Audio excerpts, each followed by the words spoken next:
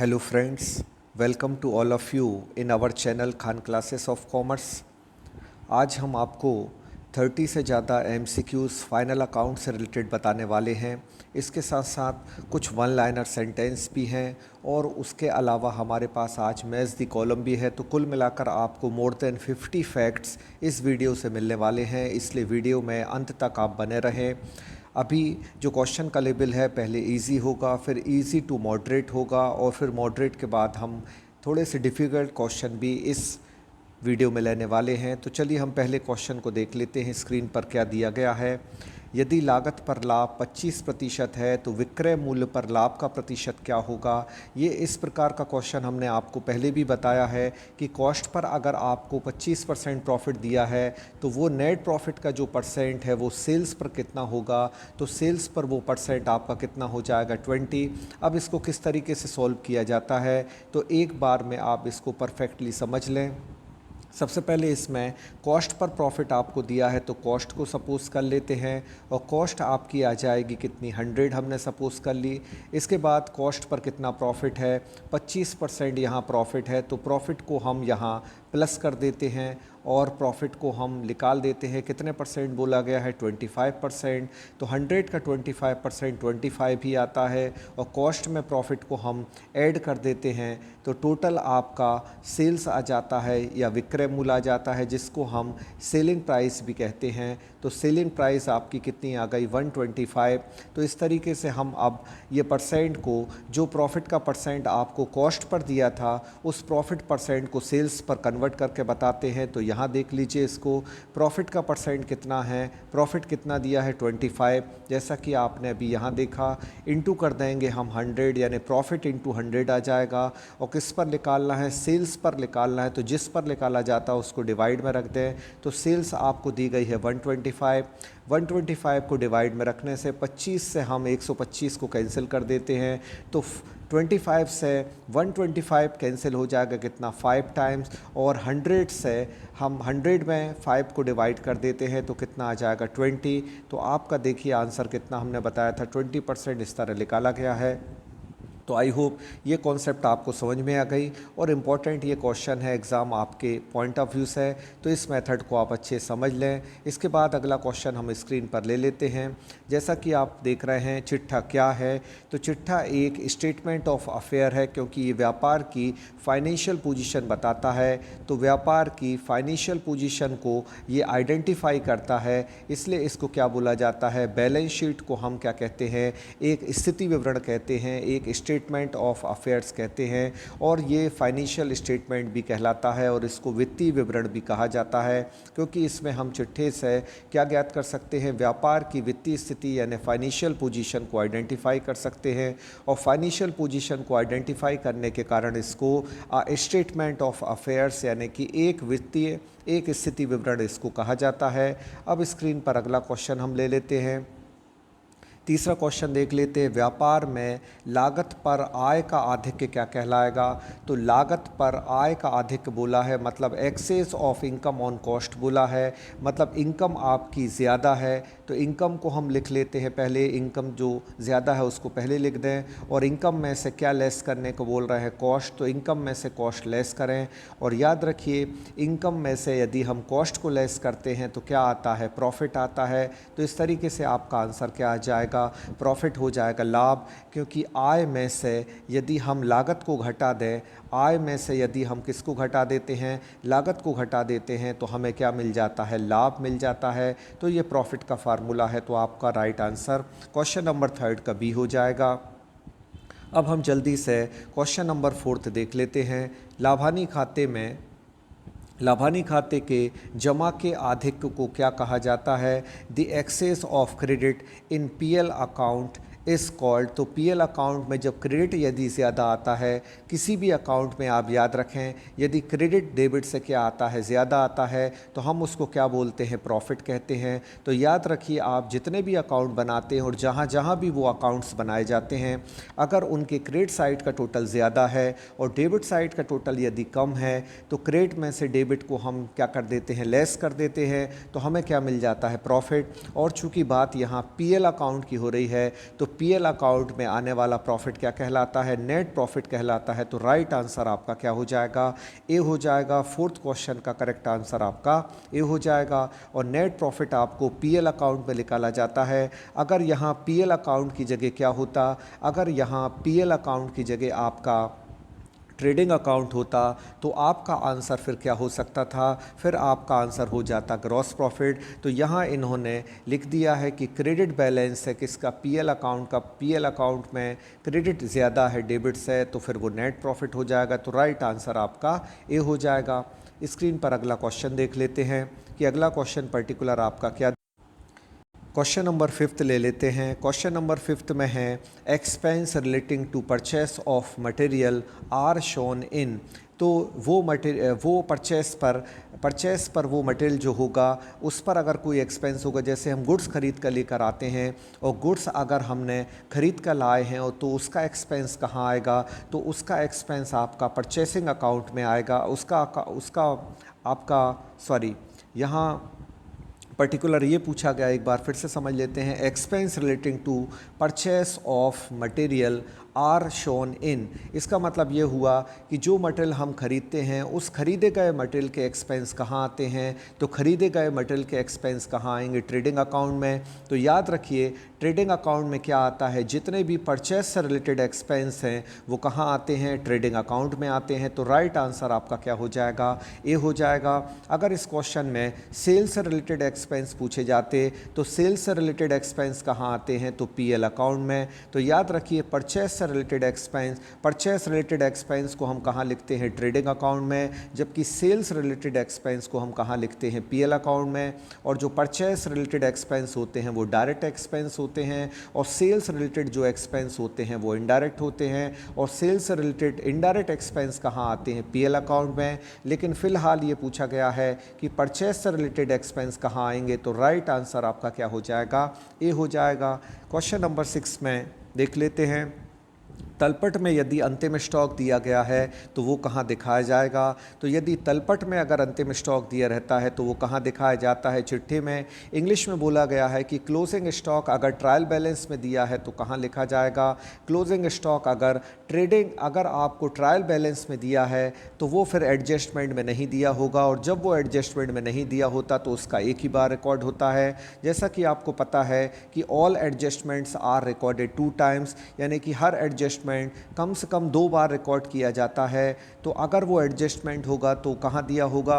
Trial balance के बाद adjustment में दिया होगा। लेकिन यदि वो ट्रायल बैलेंस में दिया है तो ट्रायल बैलेंस की किसी भी मद का लेखा एक बार होता है। और क्लोजिंग स्टॉक यदि कहाँ दिया हो, आपको कहाँ दिया हो, ट्रायल बैलेंस में दिया हो, तो वो सीधा बैलेंस शीट में असेट में लिखा जाएगा।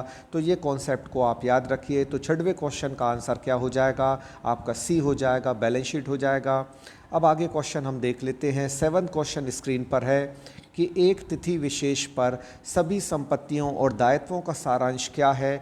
तो किसी भी एक पर्टिकुलर डेट पर असेट और लायबिलिटी के कॉम्बिनेशन को हम क्या कहते हैं?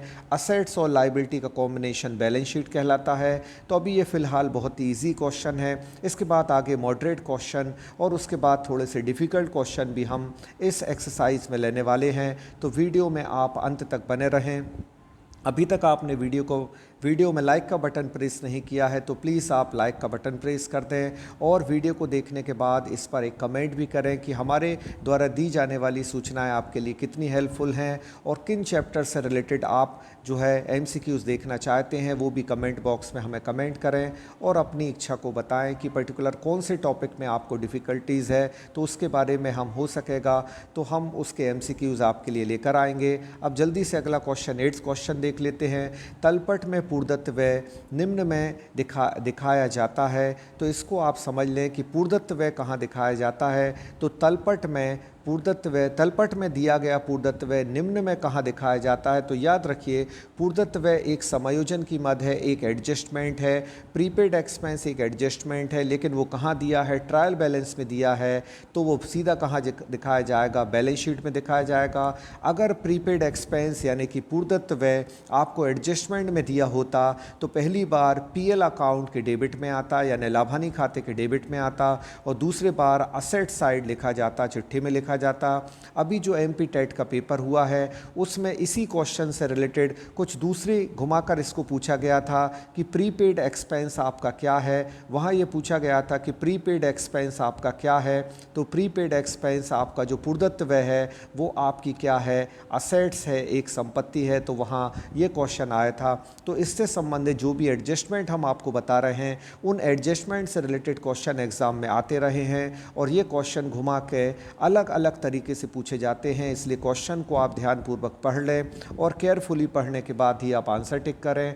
अब हम आपको आगे बताते हैं पर्टिकुलर कि अगला क्वेश्चन आपको क्या दिया गया है। तलपट में दिया गया है कि उपार्जित ब्याज को कहाँ दिखाया जाता है। तो तलपट में अगर उपार्जित ब्याज दिया है मतलब अक्रूड इंटरेस्ट आपको दिया है और वो ट्रायल बैलेंस में अगर है तो कहाँ होगा, ये भी एक एडजस्टमेंट है। और इसको भी प्रीपेड एक्सपेंस की तरह कहाँ लिखा जाएगा, असेट साइड में बैलेंस शीट में लिखा जाएगा। तो राइट आंसर आपका क्या हो जाएगा, 9th क्वेश्चन का आंसर आपका सी हो जाएगा।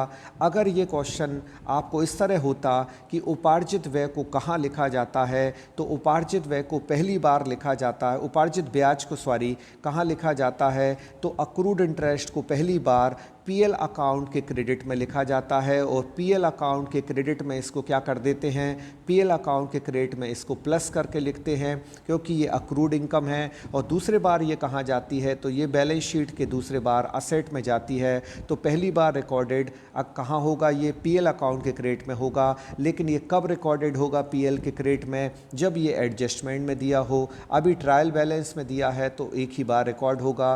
तो याद रखिए ट्रायल बैलेंस में दी गई हर मद का लेखा, हर आइटम एक बार रिकॉर्ड होता है, जबकि एडजस्टमेंट में दी गई मदों का लेखा 2 बार किया जाता है। तो इस बात को आप याद रखिए। क्वेश्चन नंबर 10 अब देख लेते हैं हम कि अगला आपको क्या दिया है और बहुत ही इंपॉर्टेंट ये क्वेश्चन है आपके एग्ज़ाम पॉइंट ऑफ व्यू से। अब देखिए यहाँ ये डिफ़िकल्टी लेवल थोड़ा सा इसमें हाई हो रहा है, तो अब हम इसको अच्छे से समझ लेते हैं कि 10th क्वेश्चन पर्टिकुलर आपका क्या है। 10th क्वेश्चन में आपको ये बोला गया है कि पिछले वर्ष के अंतिम स्टॉक का मूल्यांकन 50,000 रुपये से अधिक पर किया गया। मतलब लास्ट ईयर का जो आपका क्लोजिंग स्टॉक है उस क्लोजिंग स्टॉक को ओवर वैल्यूड कर दिया कितने से, 50,000 से। तो इसका क्या फ़र्क पड़ेगा, तो इसका क्या फ़र्क पड़ेगा तो वो हम समझ लेते हैं। तो याद रखिए पिछले साल का अगर क्लोजिंग स्टॉक को बढ़ा दिया जाए तो उससे पिछले साल का क्या होगा, प्रॉफिट बढ़ जाएगा। लेकिन अगले साल वो क्या बन जाएगा, ओपनिंग स्टॉक, तो नेक्स्ट ईयर का प्रॉफिट उससे क्या हो जाएगा, कम हो जाएगा। तो पिछले साल इसको कहाँ लिखा जाएगा, क्लोजिंग स्टॉक में लिखा जाएगा। और क्लोजिंग स्टॉक कहाँ आता है, ट्रेडिंग अकाउंट के कहाँ आता है, क्रेडिट में। और ट्रेडिंग अकाउंट के इसको क्रेडिट में लिखने से, अब बताइए क्रेडिट में अगर कोई चीज़ ज़्यादा आ जाए तो क्रेडिट साइड आपकी इनकम साइड होती है, तो उससे इनकम क्या हो जाती है, बढ़ जाती है। इसलिए पिछले वर्ष में प्रॉफिट क्या होगा, बढ़ जाएगा। लेकिन पिछले साल का क्लोजिंग स्टॉक इस साल का क्या बन जाता है, इस साल का आपका क्या बन जाता है, ओपनिंग स्टॉक बन जाता है। तो इस साल का जब वो ओपनिंग स्टॉक बनेगा तो वो कहाँ आएगा, ट्रेडिंग अकाउंट के डेबिट में आएगा।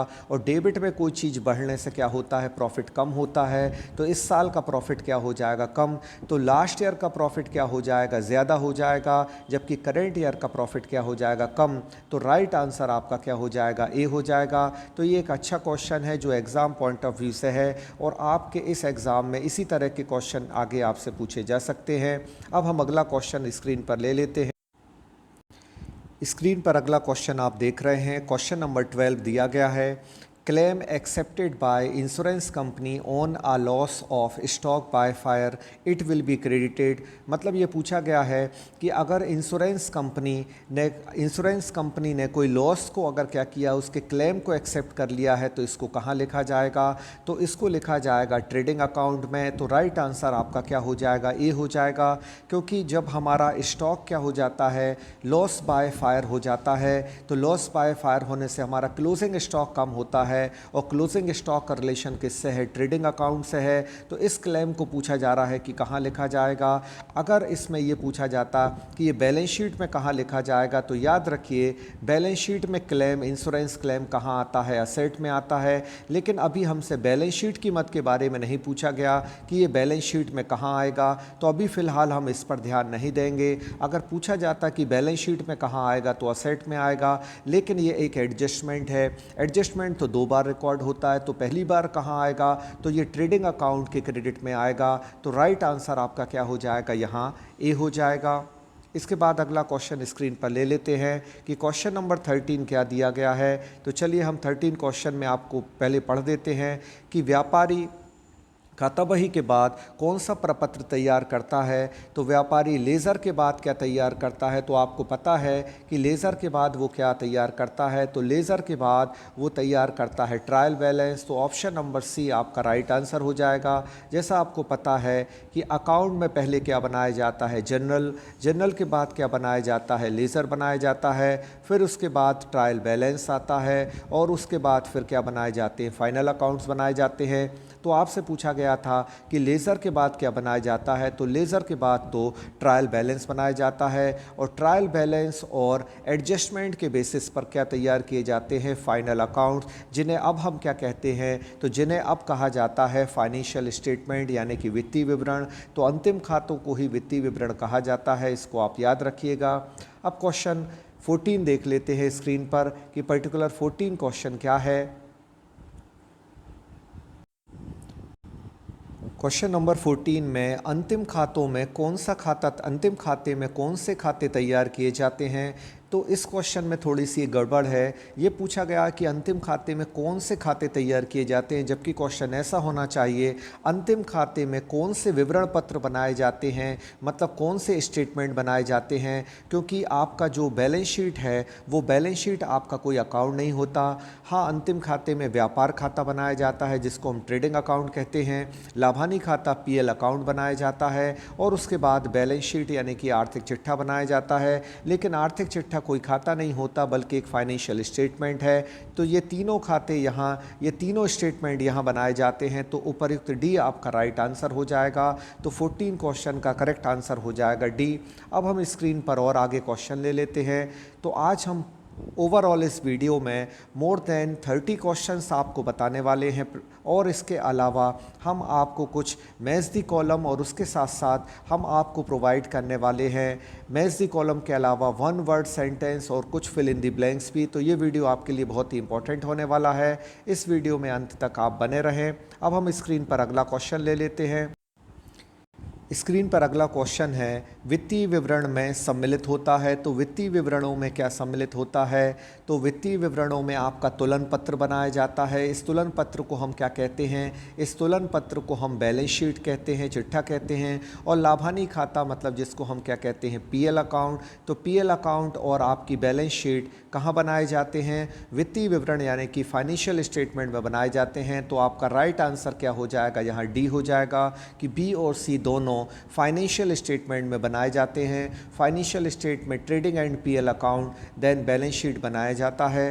अब व्यापार खाता क्या दर्शाता है, व्यापार खाते में क्या दर्शाया जाता है। तो ट्रेडिंग अकाउंट में पूछा गया क्या लिखा जाता है, तो ट्रेडिंग अकाउंट में डायरेक्ट एक्सपेंस लिखे जाते हैं। तो सेकंड क्वेश्चन का आंसर क्या हो जाएगा, आपका ए हो जाएगा।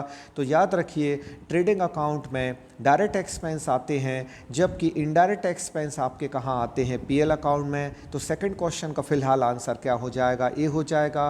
अब पूछा गया है अप्रत्यक्ष व्यय क्या है। जैसा अभी हमने आपको बताया अप्रत्यक्ष व्यय क्या होता है, तो अप्रत्यक्ष व्यय आपका इनडायरेक्ट एक्सपेंस होता है और इनडायरेक्ट एक्सपेंस इन चार में से क्या होगा, तो करेक्ट आंसर आपका बी हो जाएगा। जो बाह्य गाड़ी भाड़ा है जिसको हम कैरिज आउटवर्ड कहते हैं, उस कैरिज आउटवर्ड को हम क्या बोलते हैं, इनडायरेक्ट एक्सपेंस। और बाह्य गाड़ी भाड़ा क्या होता है, विक्रय पर गाड़ी भाड़े को हम बाह्य गाड़ी भाड़ा या बाहरी गाड़ी भाड़ा कहते हैं। कैरिज आउटवर्ड किसे कहते हैं, carriage on sales is called carriage outward and carriage outward is indirect expense which is recorded in debit side of PL account, जिसे हम पीएल अकाउंट के कहाँ लिखते हैं, जिसको हम पीएल अकाउंट के डेबिट में लिखते हैं। तो ये आपका एक्सपेंस पर्टिकुलर क्या है, एक इनडायरेक्ट एक्सपेंस है। और हर इनडायरेक्ट एक्सपेंस को कहाँ लिखा जाता है, पीएल अकाउंट के डेबिट में लिखा जाता है। जबकि हर डायरेक्ट एक्सपेंस को कहाँ लिखा जाता है, ट्रेडिंग अकाउंट में लिखा जाता है। और ट्रेडिंग अकाउंट में कहाँ लिखा जाता है, तो डेबिट में लिखा जाता है।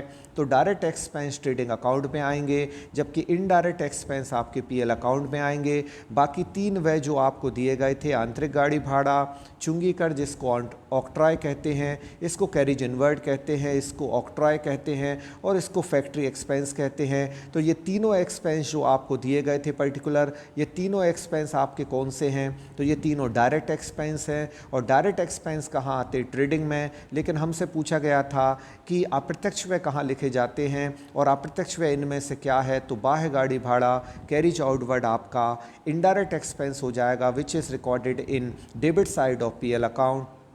अब स्क्रीन पर अगला क्वेश्चन देख लेते हैं कि अगला पर्टिकुलर क्वेश्चन क्या है। लाभ व हानि खाते से ज्ञात जिन लाभों को निम्न लाभों से सही क्रम को चुनिए, मतलब किस क्रम में लाभों को निकाला जाता है। तो आपको पता है सबसे पहले आपका क्या आता है, सकल लाभ आता है। सकल लाभ मतलब सबसे पहले आपका क्या आता है, ग्रॉस प्रॉफिट होता है। और इसके बारे में सीक्वेंस जो हमने बताया था, आप हमारे 2 हफ्ते पहले के वीडियोस देख सकते हैं। उसमें हमने ऑपरेटिंग प्रॉफिट, ग्रॉस प्रॉफिट और नेट प्रॉफिट से रिलेटेड प्रैक्टिकली हमने आपको समझाया था। तो 20 से 25 मिनट का वो आपका वीडियो आप देख सकते हैं, जिसमें हमने निकाल कर बताया था कि पहले जीपी निकाला जाता है, फिर जीपी के बाद आपका क्या आता है, ओपी, ऑपरेटिंग प्रॉफिट, जिसको हम संचालन लाभ कहते हैं। और तीसरा लाभ आपका क्या निकाला जाता है, नेट प्रॉफिट निकाला जाता है। तो याद रखिए आपके 3 प्रॉफिट इसी क्रम में निकाले जाते हैं, जो क्रम ने अभी हमने आपको बताया कि पहले क्या आता है, जीपी आता है, फिर ओपी आता है, और उसके बाद क्या लिखा जाता है,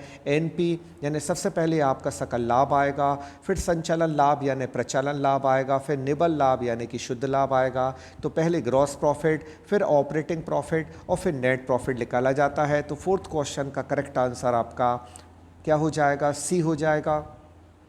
अब स्क्रीन पर आगे क्वेश्चन देख लेते हैं। तो अभी और भी एमसीक्यूज़ बाकी हैं, वो अभी हम लेंगे, लेकिन एमसीक्यूज़ लेने से पहले कुछ हम ट्रू और फॉल्स ले लेते हैं और मैच दी कॉलम ले लेते हैं, क्योंकि इनसे आपकी कॉन्सेप्ट और भी क्लियर हो जाएगी, और इनसे आपको ये पता चल जाएगा कि कौन सी मत को पर्टिकुलर कहाँ लिखा जाता है। तो ये छोटी छोटी चीज़ें जो हम आपको बता रहे हैं, जो छोटे छोटे फैक्ट हम आपको बता रहे हैं, ये सारे फैक्ट आपके एग्ज़ाम पॉइंट ऑफ व्यू से काफ़ी इम्पॉर्टेंट हो जाते हैं। तो चलिए सबसे पहले पहला फैक्ट हम ले लेते हैं ट्रू और फॉल्स का। वेतन एक प्रत्यक्ष व्यय है, तो वेतन एक प्रत्यक्ष व्यय नहीं है। सैलरी तो एक आपका क्या है, इनडायरेक्ट एक्सपेंस है, जबकि यहाँ बोला गया कि सैलरी डायरेक्ट है। तो नहीं, सैलरी डायरेक्ट एक्सपेंस नहीं है, क्योंकि ये पीएल अकाउंट में आती है, तो ये इनडायरेक्ट एक्सपेंस है। तो पहला कथन यहाँ असत्य हो जाएगा, फॉल्स हो जाएगा। फिर चिट्ठे में शुद्ध लाभ को पूंजी में जोड़ा जाता है, तो हाँ, बैलेंस शीट में नेट प्रॉफिट को हम किस में ऐड करते हैं, नेट प्रॉफिट को हम ऐड करते हैं कैपिटल में। मशीनरी एक चल संपत्ति है, तो नहीं, मशीनरी एक करंट असेट्स नहीं है, बल्कि मशीनरी आपकी क्या है, एक आपकी फिक्स्ड असेट है। तो ये भी आपका कथन असत्य हो जाएगा। आहरण की रकम को पूंजी में से घटाया जाता है, तो हाँ बिल्कुल, ड्राइंग को किस में से लेस किया जाता है, तो ड्राइंग को कैपिटल में से लेस किया जाता है। और कैपिटल में से किन किन चीज़ों को लेस किया जाता है, तो कैपिटल में से ड्राइंग को लेस किया जाता है, इंटरेस्ट ऑन ड्राइंग को भी लेस किया जाता है।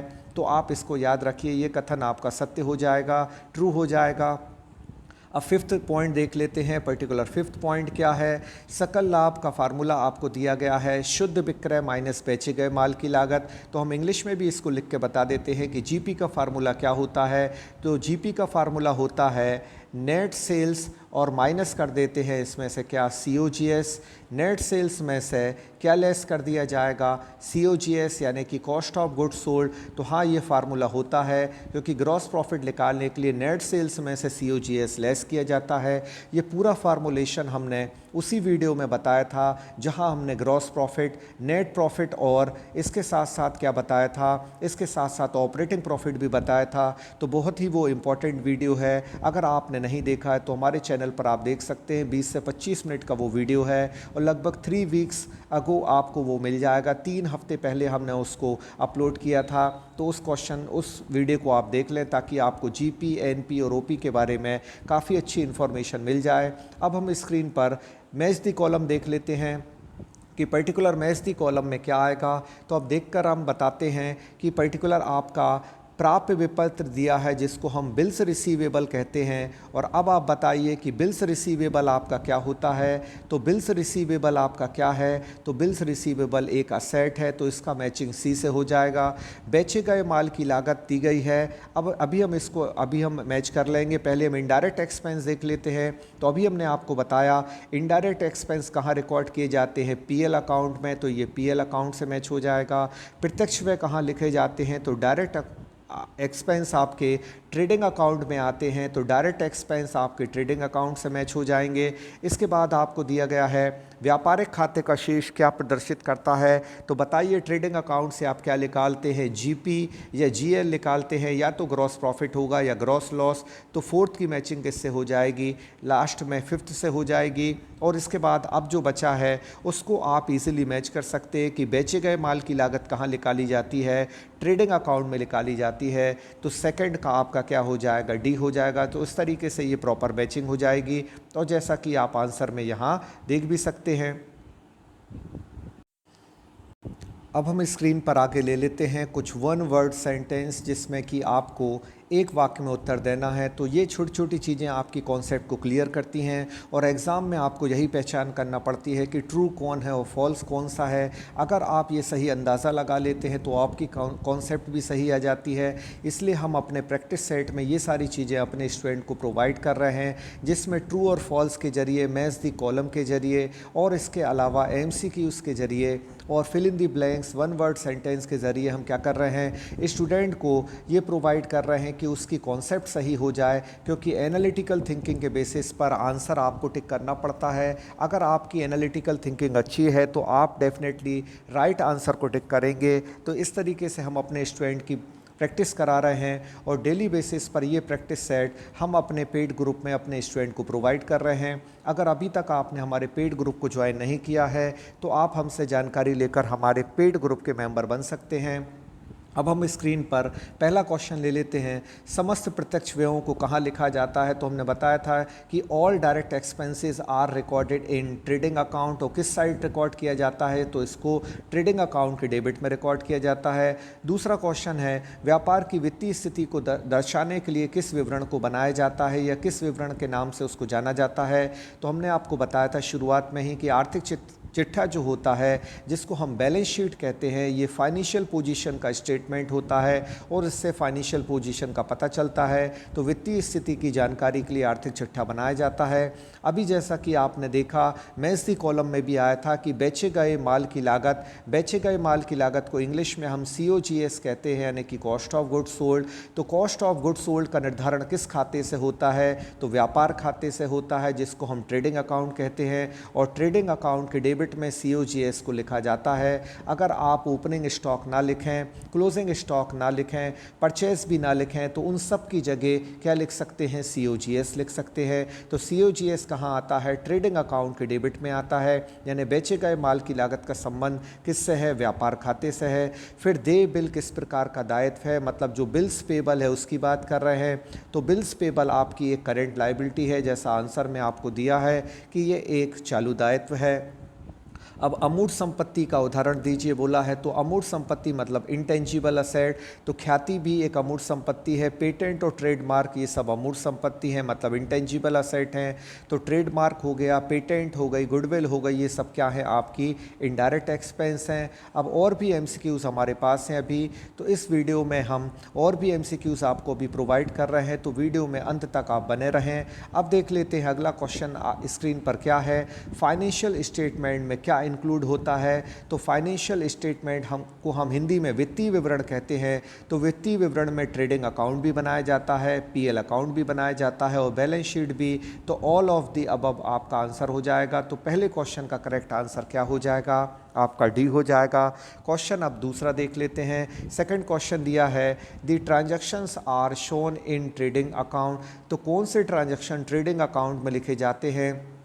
तो याद रखिए ट्रेडिंग अकाउंट के डेबिट में जैसा हमने बताया डायरेक्ट एक्सपेंस लिखे जाते हैं और all direct expenses are recorded in debit side of trading account. तो ट्रेडिंग अकाउंट यानी व्यापार खाते के डेबिट में प्रत्यक्ष व्ययों को लिखा जाता है। इसके बाद अगला क्वेश्चन हम स्क्रीन पर ले लेते हैं। तीसरा क्वेश्चन आपको दिया है इनडायरेक्ट इनकम कहाँ लिखी जाती है? तो याद रखिए जो भी इनडायरेक्ट मदें होती हैं, चाहे वो इनकम हो चाहे एक्सपेंडिचर हो, वो कहाँ आती हैं? पीएल अकाउंट में आती हैं। तो राइट आंसर आपका क्या हो जाएगा? पीएल अकाउंट, क्योंकि पीएल अकाउंट के डेबिट में इनडायरेक्ट एक्सपेंस आते हैं जबकि पीएल अकाउंट के क्रेडिट में इनडायरेक्ट इनकम आती है। तो राइट आंसर आपका यहाँ बी हो जाएगा। फोर्थ क्वेश्चन हम ले लेते हैं, क्या दिया है? Goods given as free sample is recorded in. तो goods given as free sample को किस में रिकॉर्ड किया जाता है? तो goods given as free sample को रिकॉर्ड किया जाता है, मतलब जो नमूने में वितरण होता है, नमूने में जो हमने मतलब मुफ्त नमूने के रूप में बांटा गया माल कहाँ? क्रय खाते में लिखा जाता है। तो राइट आंसर आपका क्या हो जाएगा? सी हो जाएगा। इससे रिलेटेड हम आपको जनरल एंट्री भी बता देते हैं कि पर्टिकुलर जनरल एंट्री क्या होगी। तो एंट्री हो जाएगी free sample account debit. Free sample account आपका डेबिट हो जाएगा और कौन सा अकाउंट क्रेडिट होगा? टू परचेस अकाउंट हो जाएगा, क्योंकि ये परचेस को कम कर रहा है। तो एंट्री हो गई मुफ्त नमूना खाता डेबिट क्रय खाते से। अगर हम इंग्लिश में बोले तो एंट्री क्या होगी? Free sample account debit to purchase account. तो इस तरीके से आपका राइट आंसर यहाँ क्या हो जाएगा? सी हो जाएगा। अब हम क्वेश्चन नंबर 5 देख लेते हैं। क्वेश्चन नंबर 5 में पर्टिकुलर क्या पूछा गया है? तो क्वेश्चन नंबर 5 में पूछा गया है कि स्टॉक इन ट्रेड, मतलब व्यापार में जो स्टॉक होता है उस स्टॉक को हम कौन सी संपत्ति कहते हैं या क्या कहते हैं? तो याद रखिए व्यापार का जो स्टॉक होता है वो व्यापार की क्या कहलाता है? चालू संपत्ति कहलाता है, मतलब करेंट असेट्स कहलाता है। तो इसको याद रखिए कि स्टॉक इन ट्रेड जो होता है वो आपका करेंट असेट्स होता है। अब स्क्रीन पर आगे क्वेश्चन हम देख लेते हैं कि पर्टिकुलर आगे अगला क्वेश्चन क्या है। 6 क्वेश्चन आपको है दिया है कि opening stock of work in progress को कहाँ लिखा जाता है? तो opening stock of work in progress को कहाँ लिखा जाता है? मैन्युफैक्चरिंग अकाउंट में लिखा जाता है जिसका नाम निर्माणी खाता है। तो जो भी मैन्युफैक्चरिंग यूनिट होती है वो ट्रेडिंग अकाउंट की जगह क्या बनाती है? मैन्युफैक्चरिंग अकाउंट बनाती है। मैन्युफैक्चरिंग अकाउंट वो यूनिट बनाती है जिसका काम निर्माणी संस्था, जिसको निर्माण होता है तो निर्माणी संस्था द्वारा निर्माण खाता बनाया जाता है या निर्माणी खाता बनाया जाता है। और ओपनिंग स्टॉक ऑफ WIP को, जिसको हम निर्माणाधीन कार्य का प्रारंभिक स्टॉक कहते हैं, उसको कहाँ लिखा जाएगा? तो मैन्युफैक्चरिंग अकाउंट में लिखा जाएगा। करेक्ट आंसर यहाँ आपका ये हो जाएगा। 7th क्वेश्चन हम देख लेते हैं, क्लोजिंग स्टॉक को कहाँ लिखा जाएगा? तो जैसा कि आपको पता है कि क्लोजिंग स्टॉक को, अगर क्लोजिंग स्टॉक कहाँ दिया है आपको? एडजस्टमेंट में दिया है, तो उसका लेखा 2 बार किया जाएगा और राइट आंसर आपका सी हो जाएगा। तो बताइए क्लोजिंग स्टॉक को पहले कहाँ लिखते हैं? ट्रेडिंग अकाउंट यानी व्यापार खाते के क्रेडिट में लिखते हैं और दूसरे बार इसको कहाँ लिखा जाता है? बैलेंस शीट में असेट में लिखा जाता है। तो करेक्ट आंसर यहाँ आपका सी हो जाएगा। अगर इस क्वेश्चन में ऐसा लिखा होता कि क्लोजिंग स्टॉक, जैसा कि आपने MCQs में देखा था कि क्लोजिंग स्टॉक अगर आपको ट्रायल बैलेंस में दिया है तो कहाँ लिखा जाएगा? अगर वो ट्रायल बैलेंस में दिया होता तो फिर सीधा कहाँ लिखा जाता? वो असेट में। तो करेक्ट आंसर आपका बी होता। लेकिन यहाँ कोई भी स्पष्ट सूचना नहीं है, तो हमको यहाँ कॉमनली जो है अपन को क्या करना है? थिंक करना है कि कॉमन मैटर क्या है। और यहाँ मटेरियलिटी की प्रॉब्लम है, मतलब सारता की अवधारणा लागू होती है। तो कॉमन फैक्ट यहाँ क्या है कि क्लोजिंग स्टॉक को सामान्यतः कहाँ लिखा जाता है? Credit side of trading account, then asset side in balance sheet. तो करेक्ट आंसर आपका क्या हो जाएगा? सी हो जाएगा। अब इसके बाद पूछा गया है कि कैश इन हैंड क्या है? तो याद रखिए कैश इन हैंड 2 तरह की असेट होती है। कैश इन हैंड जिसको हम हस्तस्थ रोकड़ या हाथ में रोकड़ कहते हैं, अगर दिए गए ऑप्शन के हिसाब से देखें तो ये एक लिक्विड असेट है। और अगर लिक्विड असेट की जगह यहाँ करेंट असेट्स दिया होता तो राइट आंसर आपका क्या होता? Current assets. तो कैश इन हैंड एक करेंट असेट्स भी है और कैश इन हैंड एक क्या है? लिक्विड असेट भी है। तो कैश इन हैंड जो है वो आपका फ़िलहाल आंसर यहाँ क्या हो जाएगा? Liquid asset. कि कैश इन हैंड यहाँ एक लिक्विड असेट है, मतलब तरल संपत्ति है। लेकिन याद रखिए ये तरल संपत्ति भी है और चालू संपत्ति भी है। इसके बाद स्क्रीन पर 9th क्वेश्चन हम ले लेते हैं कि यदि स्टॉक आपको कॉस्ट प्राइस उसकी दी है क्लोजिंग स्टॉक की 1 लाख रुपए और मार्केट प्राइस यदि उसकी 5 लाख दी है, तो बताइए आप कौन सा मूल्य लेंगे? तो आपको पता होगा कि closing stock which ever is less लिया जाता है, मतलब कॉस्ट प्राइस और मार्केट प्राइस में जो कम होता है वो लेते हैं। और दोनों में कम प्राइस यहाँ कितना है, 1 लाख रुपए है। तो correct answer will be option A हो जाएगा यहाँ, और आपको 9th क्वेश्चन का आंसर यहाँ ए माना जाएगा। अब इसके बाद 10th क्वेश्चन देख लेते हैं। Total of liability and capital will be equal to, मतलब टोटल ऑफ लाइबिलिटी और कैपिटल के बोल रहे हैं कि इन दोनों का अगर टोटल कर दिया जाए तो क्या होगा। हम आपको एक कॉन्सेप्ट बताते हैं कि आपने पढ़ा होगा कि असेट्स बराबर किसके होता है, असेट्स बराबर लाइबिलिटी प्लस कैपिटल होता है। मतलब कि संपत्तियां बराबर क्या होते हैं, दायित्व और प्लस पूंजी के। अगर हम इसका क्या कर दें, पक्षांतर कर दें तो क्या होगा, तो हम इसका यदि पक्षांतर कर दें तो और भी फार्मूलेशन बन सकता है, लेकिन यहाँ पूछा गया है कि लाइबिलिटी और कैपिटल किसके बराबर होगा। तो लाइबिलिटी और कैपिटल एल और सी किसके बराबर होते, असेट के। तो यहाँ राइट आंसर आपका क्या हो जाएगा, डी हो जाएगा। इसका और भी फार्मूलेशन हो सकता है, यदि हमें कैपिटल फाइंड करना है तो क्या होगा, तो कैपिटल का सी हम यहीं रहने देते हैं और असेट को अपने साइड लेफ्ट में रहने देते हैं। अब एल यहाँ राइट हैंड साइड क्या था, पॉजिटिव था, लेकिन लेफ्ट में आएगा तो वो क्या हो जाएगा, नेगेटिव हो जाएगा। मतलब यदि असेट में से हम लाइबिलिटी लेस करते हैं, यानी संपत्तियों में से यदि हम दायित्वों को घटा दें तो डिफरेंस क्या हो जाता है, सी मतलब कैपिटल हो जाता है, जिसे हिंदी में हम पूंजी कहते हैं। तो ये फार्मूला बेसिक फार्मूला है, इसको याद रखें। और इससे दो अन्य फार्मूले भी आपके बनाए जा सकते हैं, और ऐसा फार्मूलेशन भी हमने अपने एक वीडियो में बनाया हुआ है जो कि लगभग 2 हफ्ते पहले हमने अपलोड किया था। तो 2 वीक्स अगो अगर आप हमारे चैनल पर देखना चाहें तो इस पर भी आपको एक वीडियो मिल जाएगा, और उसमें थोड़ा सा डिफ़िकल्टीज लेवल अच्छा लेकर भी हमने कुछ न्यूमेरिकल क्वेश्चन भी बताए थे। तो आप हमारे चैनल पर अपनी काफ़ी अच्छी स्टडी कर सकते हैं, एमपी सेट वाले भी और एमपी टैक्सेशन असिस्टेंट वाले भी, और कॉमर्स बेस्ड कोई भी कंपटीशन एग्ज़ाम हो उसकी स्टडी हमारे चैनल पर अच्छी खासी हो सकती है। तो ये वीडियो आपको कैसा लगा, और वीडियो अगर अच्छा लगा है तो जल्दी से प्रेस का बटन दबा दें। और आपको किस प्रकार के क्वेश्चन और चाहिए हैं और क्या क्या आप हमारे चैनल पर देखना चाहते हैं तो कमेंट बॉक्स में हमें बताएं कि आपको वीडियो कैसा लगा। और हमारा जो मटेरियल है वो हम किस तरीके से प्रोवाइड कर रहे हैं वो हमने वीडियो में बीच में ज़िक्र किया है। अगर आप अभी भी हमारे पेड कोर्स को ज्वाइन करना चाहते हैं तो अभी भी कर लें, क्योंकि अगस्त के बाद फिर कोई एडमिशन नहीं होगा और इतना सारा मटेरियल हो जाएगा कि वो हम आपको प्रोवाइड भी नहीं कर सकते। तो जिन लोगों को एडमिशन लेना है अभी इसी मंथ में ले लें, और काफ़ी स्टूडेंट्स हमें अभी बैच नंबर 2 में भी हमसे जुड़ते जा रहे हैं, और यहाँ तक कि वो स्टूडेंट भी हमसे जुड़ते जा रहे हैं जिन्होंने दूसरा कोर्स ले रखा था लेकिन वहाँ उनको सेटिस्फैक्शन नहीं मिला, तो उन्होंने हमारे कोर्स में हमारे पब्लिक वीडियो देखकर हमारे कोर्स को ज्वाइन कर लिया है। तो हम भी आपको अच्छा मटेरियल प्रोवाइड कर रहे हैं, और जो चीज़ें अभी आपने इस वीडियो में देखी वो डेली बेसिस पर हम प्रैक्टिस सेट के तौर पर अपने स्टूडेंट को प्रोवाइड कर रहे हैं। अगर आप हमारे पेड मेंबर बनना चाहते हैं तो जल्दी से हमारे दिए गए नंबर पर हमसे कॉल करें, बात करें, और हम पूरा इसमें एक्सप्लेन कर देंगे कि किस तरह आपको स्टडी मटेरियल प्रोवाइड किया जा रहा है और कम्प्लीटली आपकी 10 यूनिट को किस तरह हम कवर करा रहे हैं। आज तक के लिए बस इतना ही। Thank you so much to all of you.